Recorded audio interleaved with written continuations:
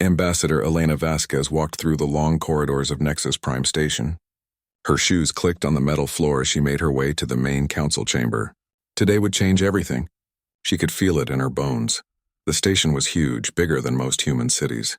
It had been built by the Galactic Council over 300 years ago.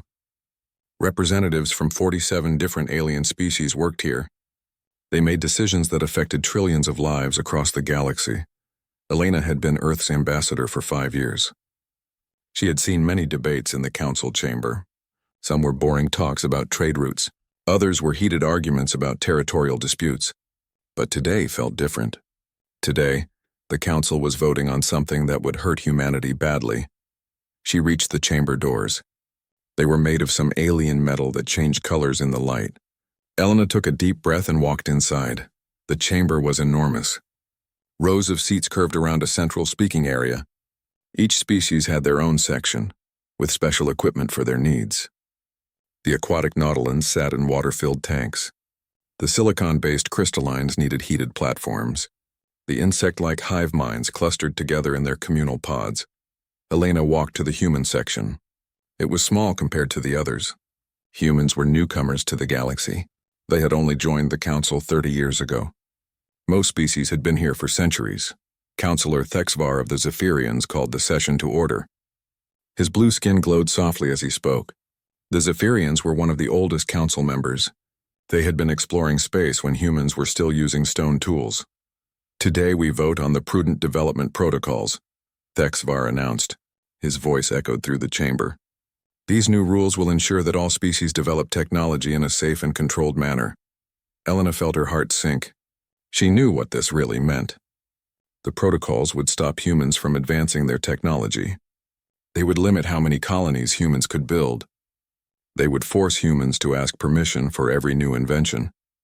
The proposal had come after the Zephyrians complained about human expansion. Humans had been spreading across the galaxy faster than any species in history. They built new colonies every year. They invented new technologies every month. They explored dangerous regions that other species avoided. Other council members shared the Zephyrian concerns. The peaceful Corellians worried about human military ships. The careful Nexari didn't like how humans took risks with experimental technology. The ancient Altarians thought humans moved too fast without thinking. Councillor Zakthor of the Corellians spoke first. His rock-like skin shifted as he moved. Humans are too reckless, he said. They build weapons that could destroy planets. They explore regions filled with dangerous anomalies. They take risks that threaten everyone. Their expansion is chaotic, added Councillor Veltar of the Nexari. Her forearms gestured wildly. They don't follow proper procedures. They don't wait for approval. They just act. One by one, council members spoke against humanity. They listed complaints about human behavior. Too loud, too fast, too dangerous, too unpredictable. Elena listened to it all. She kept her face calm, but inside she was angry. These aliens didn't understand humans at all. They saw human energy as chaos. They saw human courage as recklessness. They saw human progress as a threat. When it was her turn to speak, Elena stood up. The chamber fell silent. All eyes turned to her. Honored council members, she began. I have listened to your concerns about humanity. I understand your fears. But I ask you to consider what humanity has brought to this galaxy. She paused and looked around the chamber. In 30 years, human traders have opened new routes that connect distant worlds.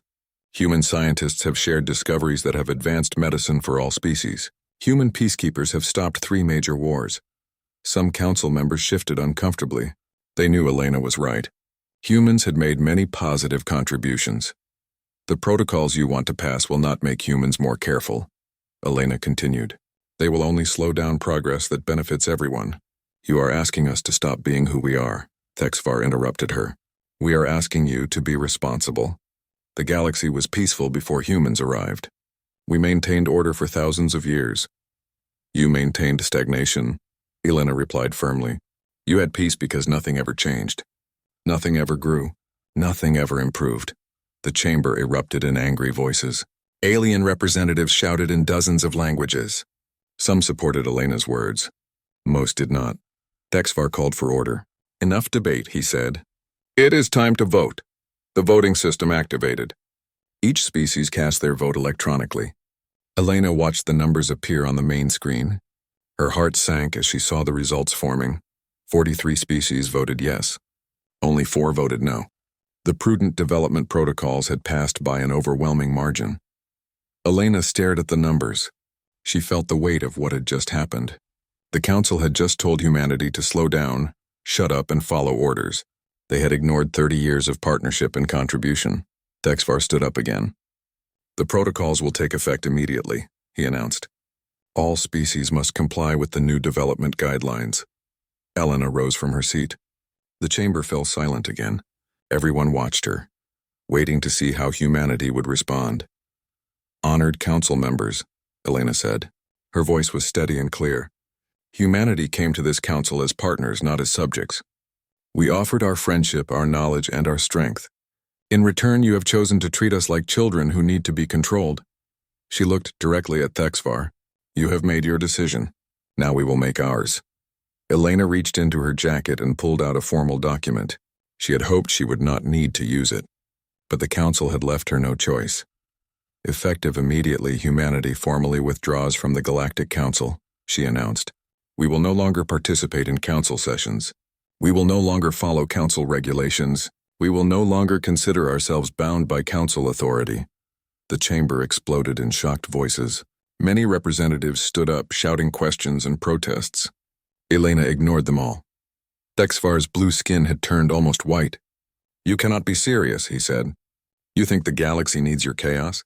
We maintained peace for millennia before you arrived. Your departure will bring blessed silence to our affairs. Elena smiled coldly. You want silence? You shall have it.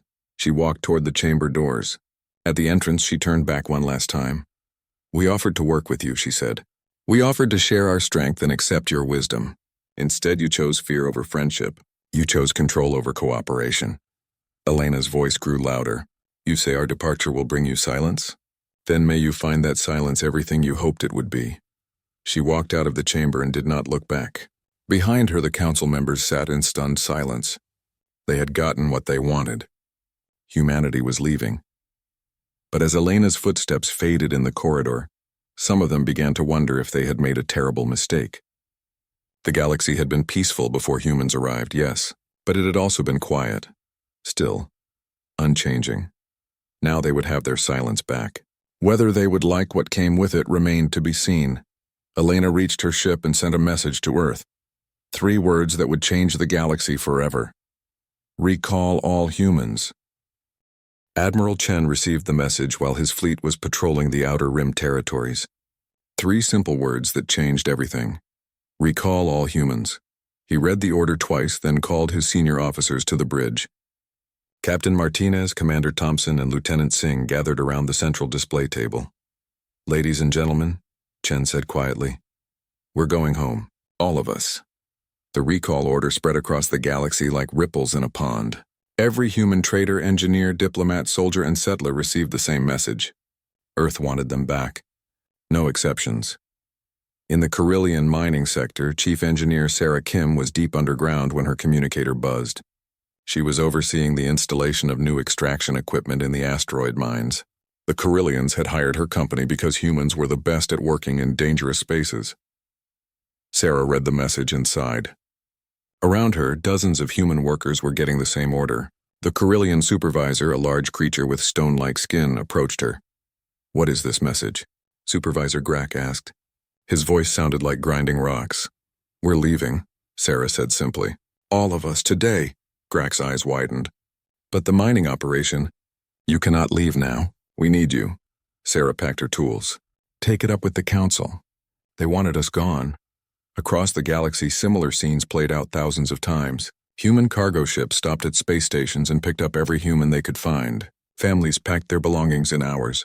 Businesses shut down overnight. Construction projects stopped halfway through completion. Captain Rodriguez was running medical supplies to a plague-stricken world when the order came. The Nexari people were dying from a disease that attacked their nervous systems. Human doctors had been working around the clock to find a cure. But people are dying, Dr. Walsh protested when Rodriguez told her they had to leave. We're close to a breakthrough. Orders are orders, Rodriguez replied. Pack up the lab. The Nexari officials begged them to stay. They offered money, special privileges, anything to keep the human medical team, but the orders were clear. No human would remain in council space. Some of the evacuations were harder than others. On the frontier world of New Byzantium, human colonists had lived for 20 years alongside the peaceful Altarians. They had built farms together. Their children played together, some had even married. Mayor Janet Foster called an emergency town meeting. The mixed community gathered in the central square. Humans stood next to their Altarian neighbors, confused and worried. "We've received orders to evacuate," Foster announced. "All humans must leave within 48 hours.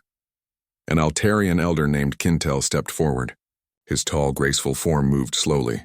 "Why must you go? This is your home too." "Because the council decided we don't belong," Foster replied sadly. "They want silence. They're going to get it." The evacuation ships worked day and night. Every human vessel was pressed into service. Military transports, cargo haulers, even luxury yachts helped carry people home. But humans didn't just leave. They took their knowledge with them. On Nexus Prime Station, the communication network began failing 3 days after the last human technician departed. The complex quantum relay system had been maintained entirely by human engineers.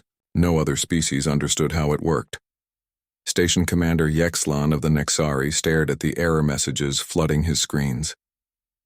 "How did we not know humans were running our entire communication system?" he asked his staff. Chief Technical Officer Pilara checked the records. "The contracts were signed years ago. We thought they were just assisting our people. Apparently, our people stopped learning how to maintain the systems. Similar problems appeared everywhere. The Zephyrian luxury goods industry ground to a halt when they realized their entire manufacturing process had been designed by human engineers. The automated systems needed constant adjustment and repair. Only humans knew how to do it.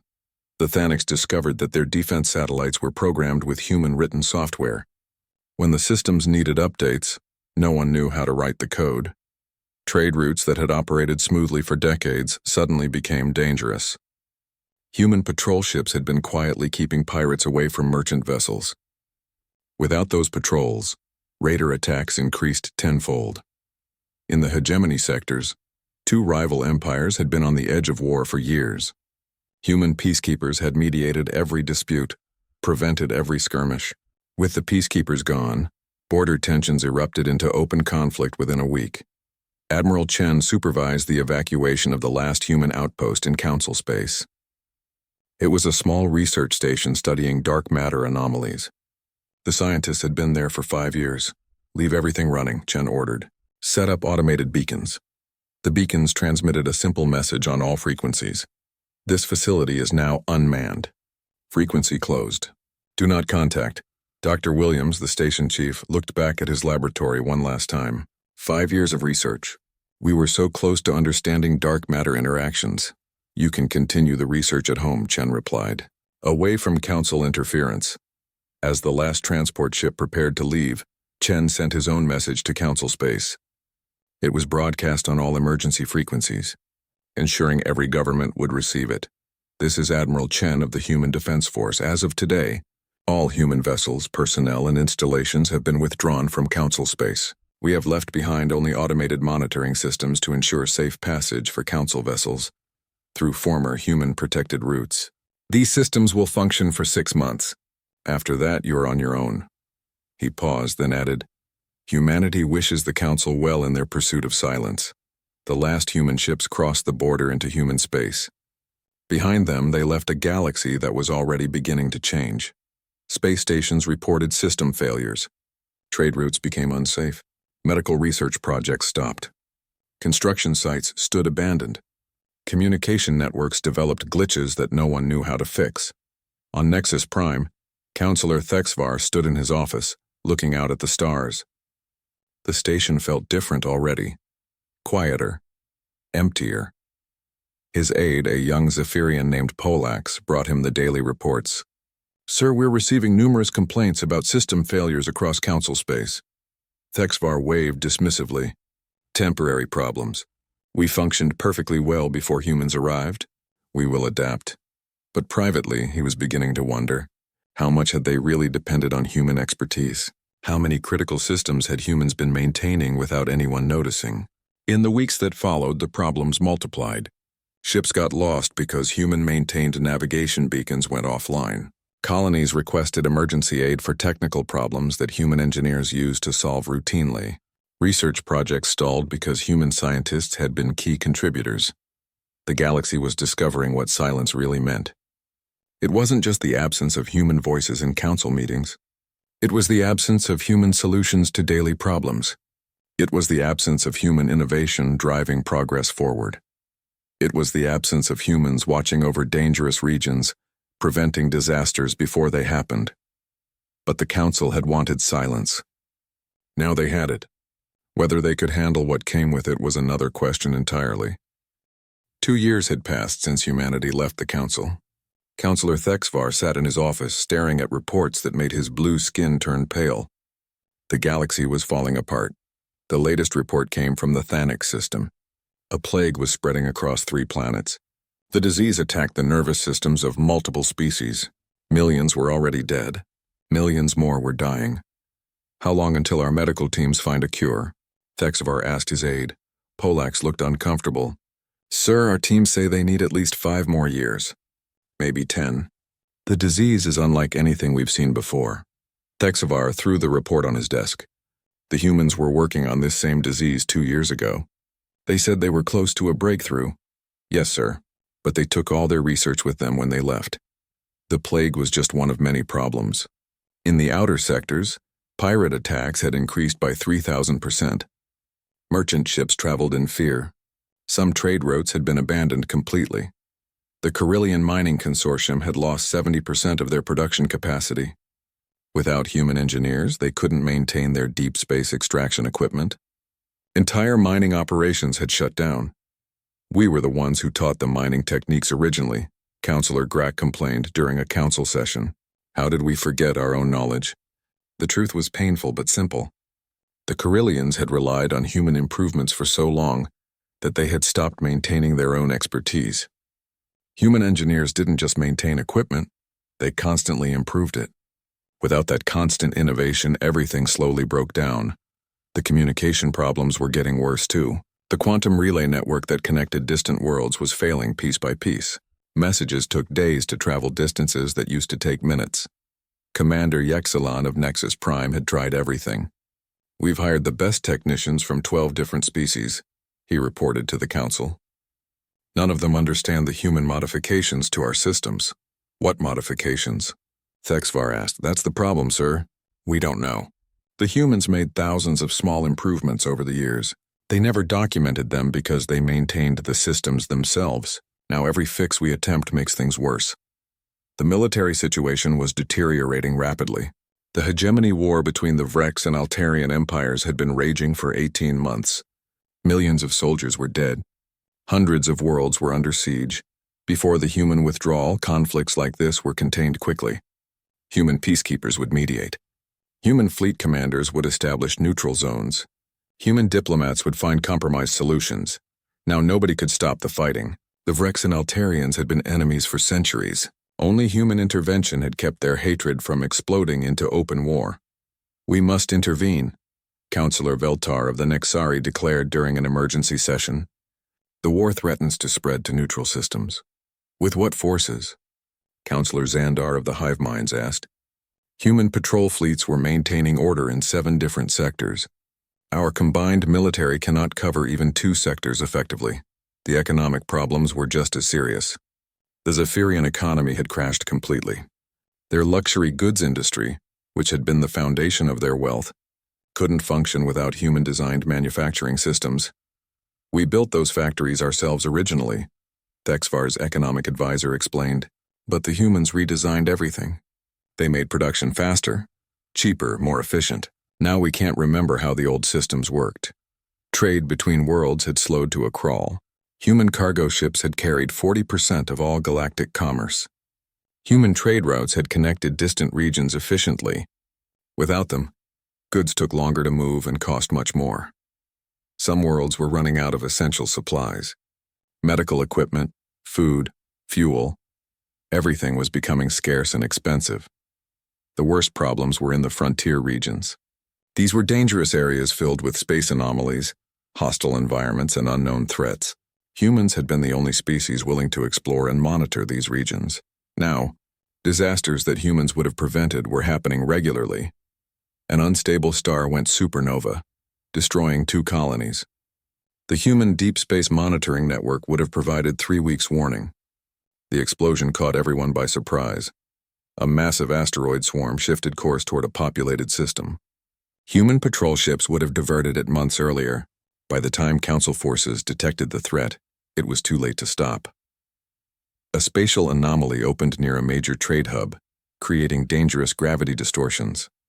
Human science vessels would have studied it immediately and found a solution. Council scientists were still arguing about how to approach the problem. HFY received daily reports about these catastrophes.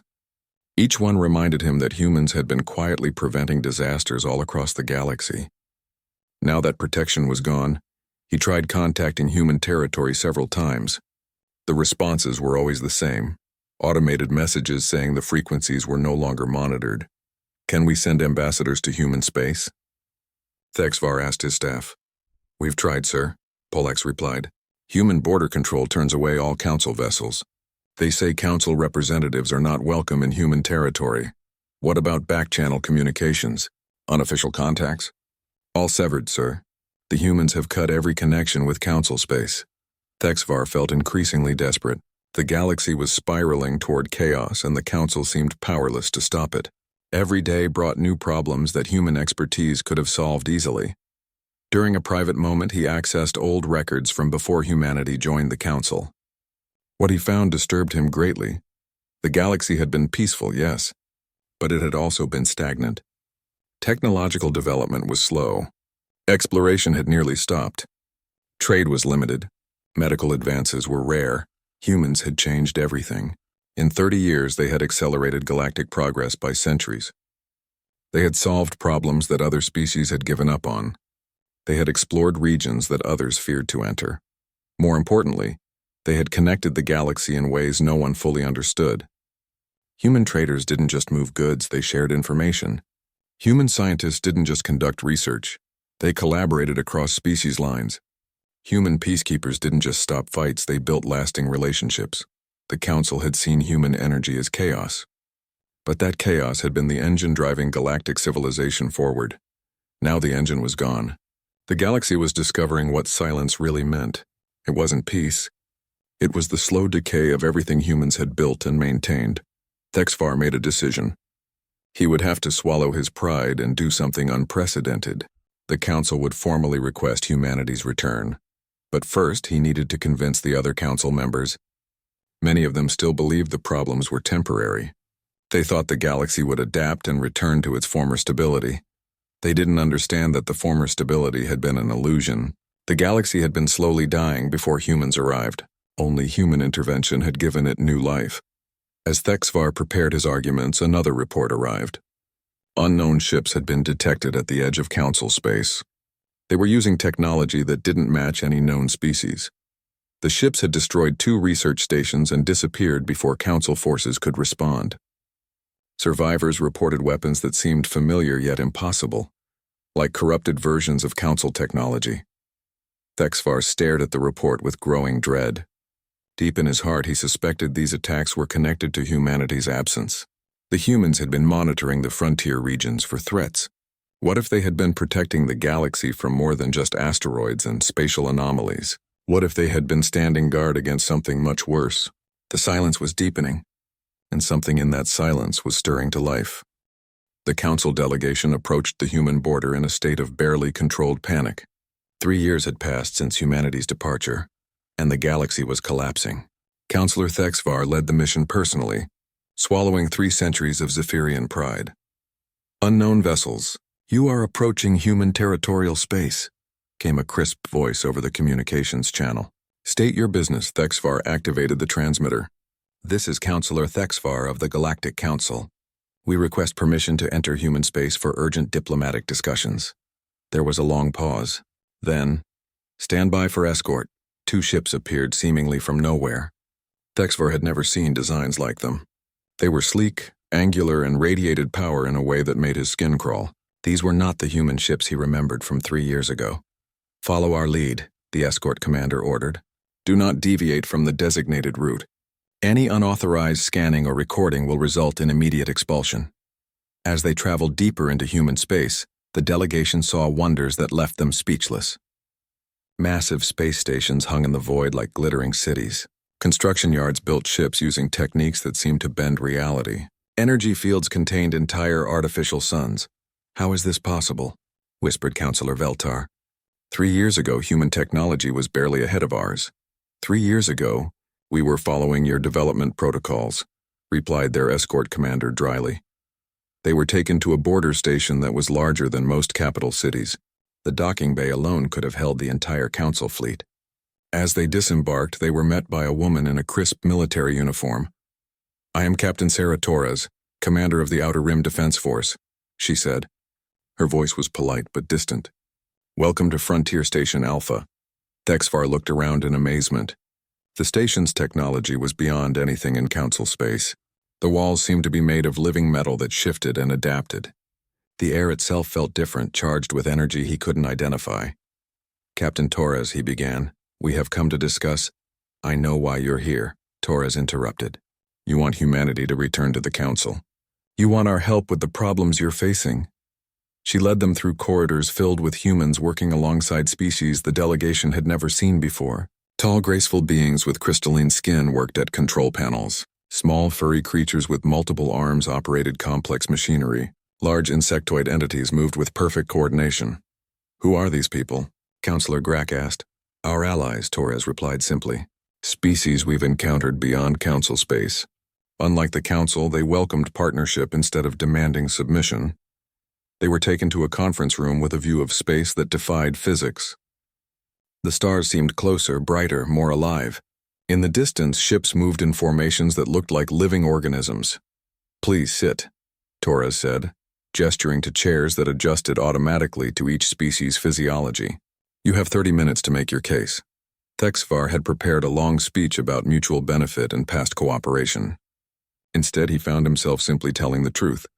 The galaxy is dying, he said quietly. The plague in the Thanic system has killed 12 million people.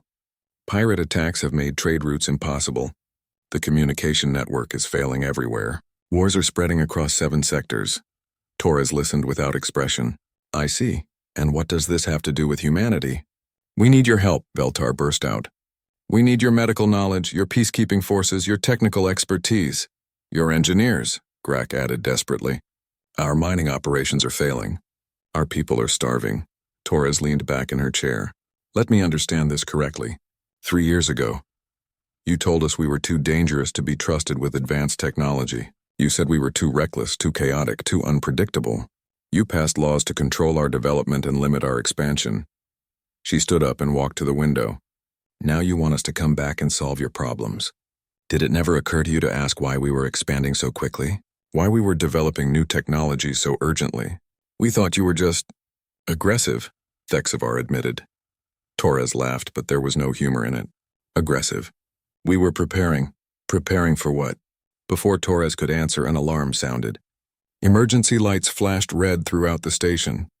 A technician's voice echoed through the corridors. Alert condition yellow. Unknown hostile contacts detected in Sector 7. All defense units to ready status. Torres moved to a control panel and brought up a tactical display. The delegation could see dozens of red dots moving toward inhabited worlds. What are those ships? Thexvar asked. The reason we were preparing, Torres replied grimly. We call them the Devourers. They're what's left of the civilization that ruled this galaxy before yours. The display zoomed in on one of the attacking ships. It was a twisted, organic-looking vessel that seemed to pulse with dark energy. Weapons that looked like corrupted versions of Council technology fired at defending forces. That's impossible, Veltar whispered. The predecessor civilization died out millions of years ago. Not died out, Torres corrected. Driven into the void between galaxies. Our deep space monitoring systems detected their return 3 years ago. We tried to warn the Council, but we had severed communications, Thexvar finished. Understanding flooding through him. Your expansion protocols banned us from exploring the regions where we detected their scouts, Torres continued. Your development restrictions prevented us from building the weapons needed to fight them. Your communication blackout stopped us from coordinating a galaxy-wide defense. The tactical display showed the attacking force overwhelming Council defenses. Ships that had taken decades to build were destroyed in minutes. Colonies that had existed for centuries went silent. How many are there? Crack asked in horror. This is just the advance force, Torres replied.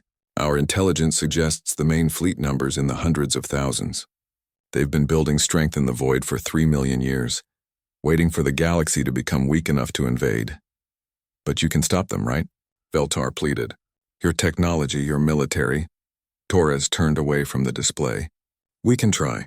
But understand this, humanity will not return to the Council. We will not submit to your authority again. We will not allow you to limit our response to this threat. Then what do you propose? Thexavar asked. A new relationship, Torres said firmly. Not Council members bound by your laws, but independent allies working toward a common goal. We will help defend the galaxy, but on our terms. What terms? Complete freedom to develop whatever technology we need. Unrestricted access to all regions of space. No interference in our methods or strategies. Thexavar hesitated. Those terms would give humanity unprecedented power and independence. It went against everything the Council stood for. Another alarm sounded. This time the lights flashed urgent red. Alert condition red, the technician announced. Nexus Prime is under attack. Heavy casualties reported. Requesting immediate assistance. Thexavar's blood turned cold. Nexus Prime was the Council's capital. If it fell, galactic civilization would collapse completely. Torres looked at him with steady eyes. Counselor, you have about 10 minutes to decide. Accept our terms and we launch a rescue mission immediately. Refuse and you're on your own.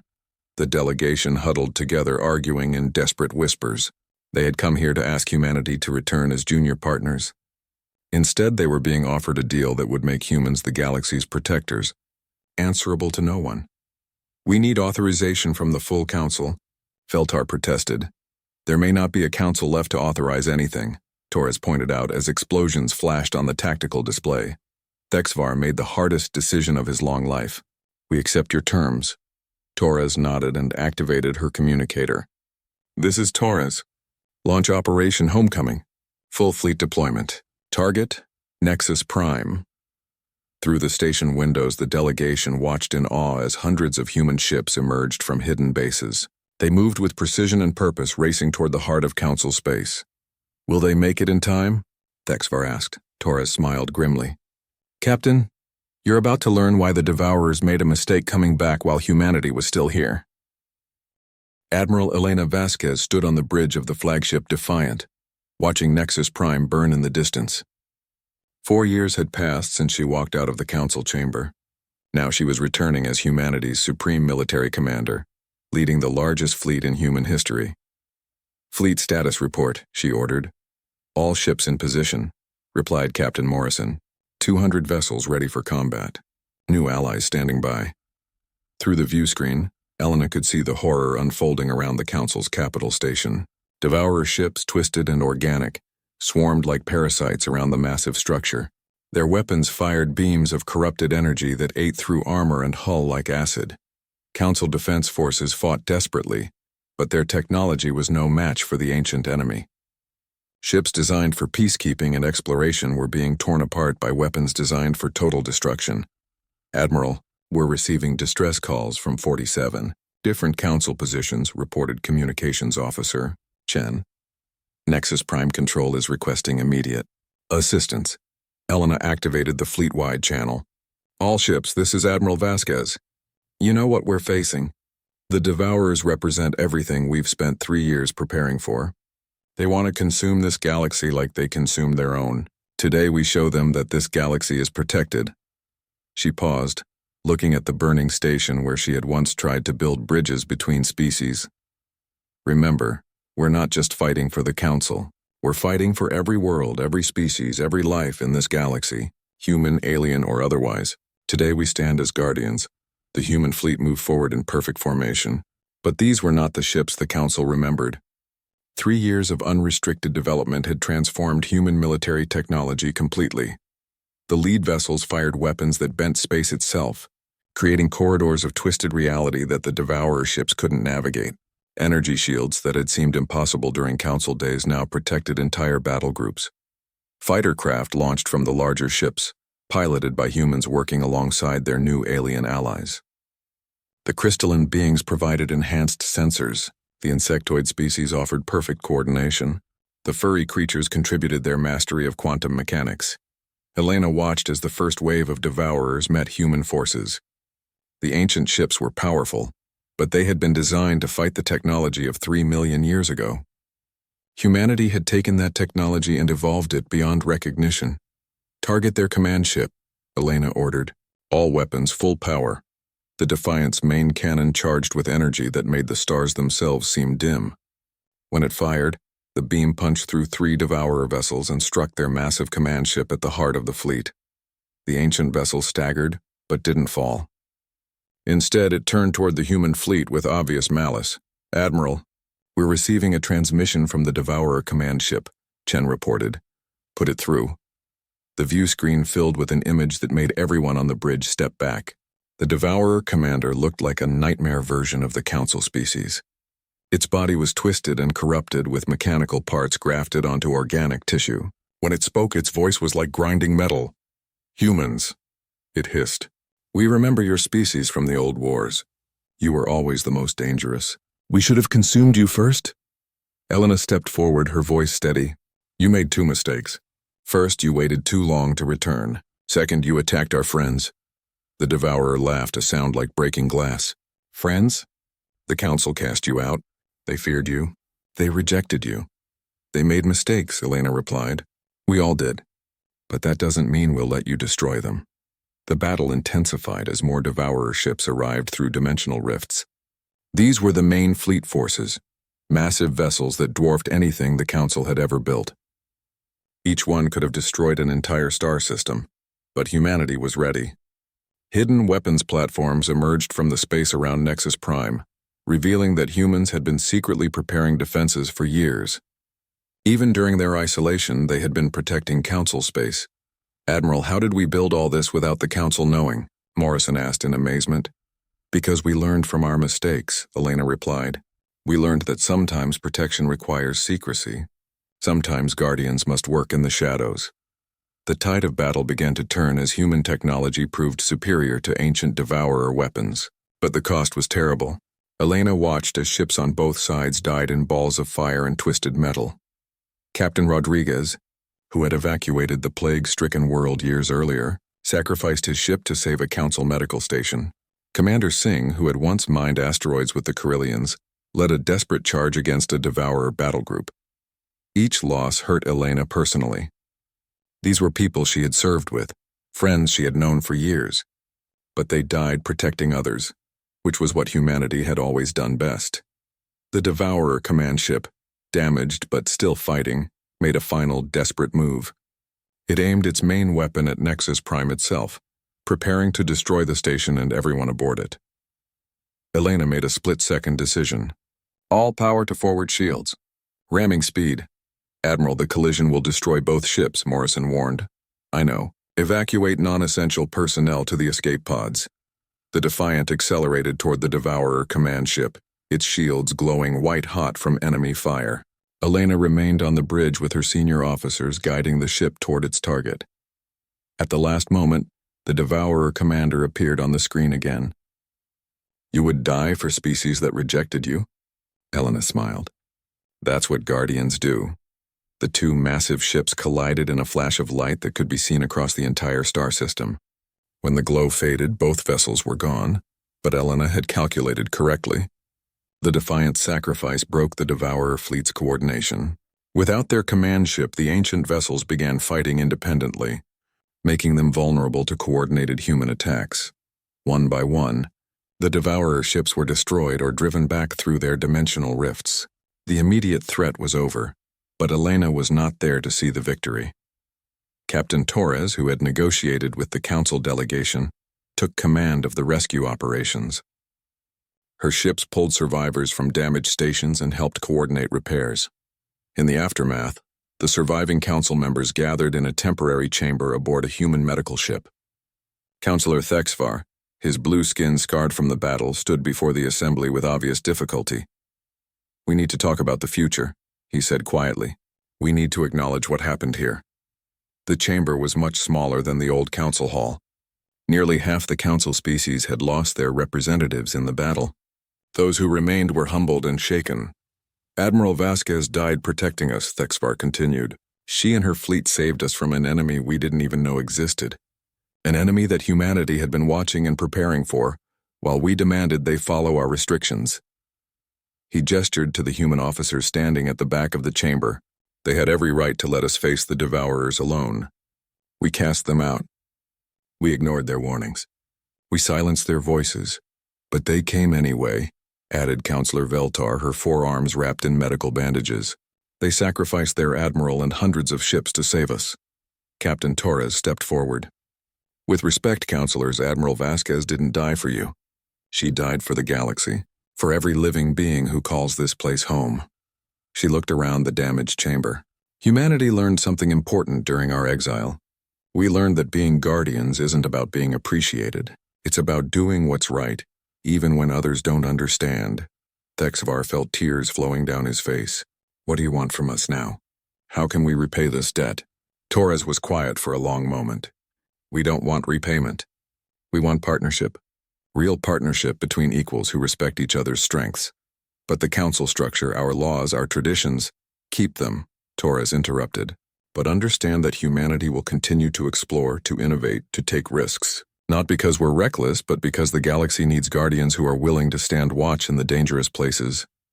She gestured toward the stars visible through the chamber windows. There are other threats out there. The Devourers were just the beginning. The galaxy needs species who are willing to face the unknown and protect others from what they find. A new kind of relationship. Thexvar said slowly. The council governs, but humanity guards. Not just humanity, Torres corrected. We've found other species willing to take risks for the greater good. The galaxy is bigger than council space. There are allies out there who share our values. In the weeks that followed, a new agreement was drafted. The council would continue to govern the civilized regions of the galaxy, but humanity and their allies would patrol the frontiers, watching for threats and protecting others from dangers they couldn't imagine. It wasn't the relationship either side had originally wanted, but it was the relationship the galaxy needed. As the last human ships prepared to return to the frontier, Thexvar sent a final message to Captain Torres. We wanted silence, he wrote. We thought it would bring us peace. Instead, it nearly brought us extinction.